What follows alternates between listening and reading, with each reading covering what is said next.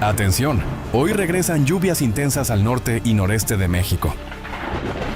Las lluvias más fuertes del país se esperan en Nuevo León y Tamaulipas, con acumulados de hasta 150 milímetros, especialmente en zonas del centro, oriente y noreste. También habrá lluvias muy fuertes en Coahuila y San Luis Potosí, con riesgo de encharcamientos, crecida de arroyos y problemas viales. Además, se pronostican lluvias fuertes en regiones de Zacatecas, Querétaro, Hidalgo, Estado de México, Tlaxcala, Puebla, Veracruz, Oaxaca y Chiapas. Mientras que en Guanajuato y Ciudad de México habrá chubascos moderados. Las lluvias serán ligeras y aisladas en estados como Sonora, Chihuahua, Durango, Jalisco, Guerrero y Quintana Roo. Precaución por posibles inundaciones y tormentas eléctricas.